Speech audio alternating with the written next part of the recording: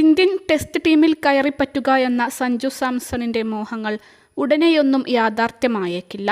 വരാനിരിക്കുന്ന red ball ടൂർണമെൻ്റായ Duleep ട്രോഫിയിൽ മികച്ച പ്രകടനം നടത്തിയ ശേഷം അതുവഴി ഇന്ത്യൻ ടെസ്റ്റ് ടീമിലെത്താമെന്ന പ്രതീക്ഷയിലാണ് അദ്ദേഹം.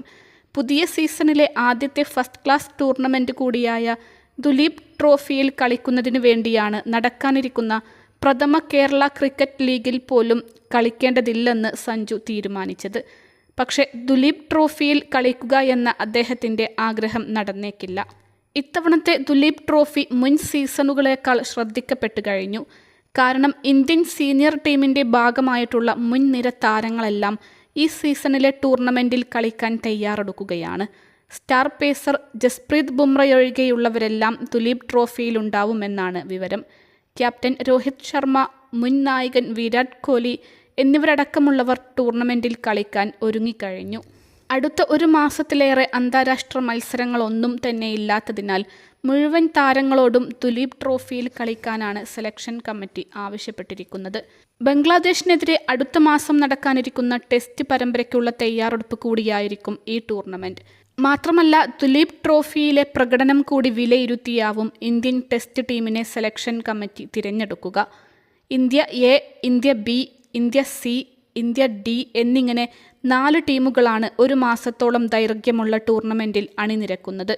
ഇവയിൽ ഏതെങ്കിലും ഒരു ടീമിൽ ഇടം നേടിയ ശേഷം മികച്ച പ്രകടനം നടത്താനുള്ള തയ്യാറെടുപ്പിലാണ് സഞ്ജു.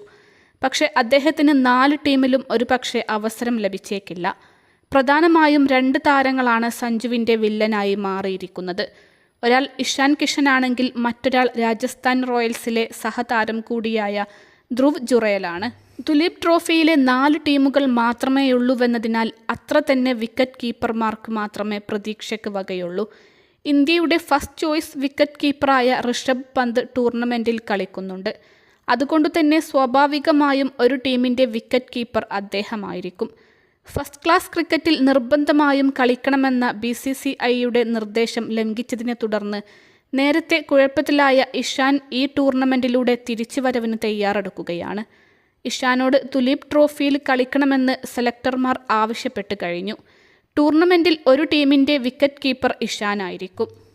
ഇന്ത്യ അവസാനമായി കളിച്ച ടെസ്റ്റ് പരമ്പരയിൽ ഇംഗ്ലണ്ടിനെതിരെ അരങ്ങേറിയ താരമാണ് ജുറേൽ.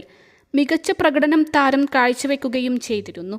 ടെസ്റ്റിൽ ഋഷഭിൻ്റെ ബാക്കപ്പിൻ്റെ റോളിലേക്ക് ഇപ്പോൾ ഫേവറിറ്റായി മാറിയിരിക്കുകയാണ് ജുറേൽ. ദുലീപ് ട്രോഫിയിൽ അദ്ദേഹവും ഏതെങ്കിലും ഒരു ടീമിൻ്റെ ഭാഗമാവും. ഇതോടെ ടൂർണമെൻറ്റിലെ 4 ടീമുകളിൽ 3നും വിക്കറ്റ് കീപ്പർമാരായി കഴിഞ്ഞു. പിന്നെ ശേഷിച്ചത് ഒരേയൊരു ടീം മാത്രമാണ്. അവർക്കായി കളിക്കാമെന്ന് സഞ്ജു ആഗ്രഹിച്ചാലും അവിടെയും ഒരാൾ തടസ്സമായിട്ടുണ്ട്. നേരത്തെ ഋഷഭിൻ്റെ അഭാവത്തിൽ ഫസ്റ്റ് ചോയ്സ് വിക്കറ്റ് കീപ്പറായിരുന്ന KS ഭരതാണിത്.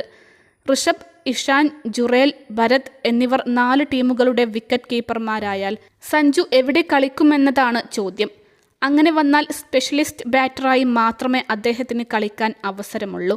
പക്ഷേ വിക്കറ്റ് കീപ്പിംഗ് കൂടിയില്ലെങ്കിൽ ഇന്ത്യൻ ടെസ്റ്റ് ടീമിലേക്ക് സഞ്ജുവിനെ പരിഗണിക്കാനും സാധ്യതയില്ല.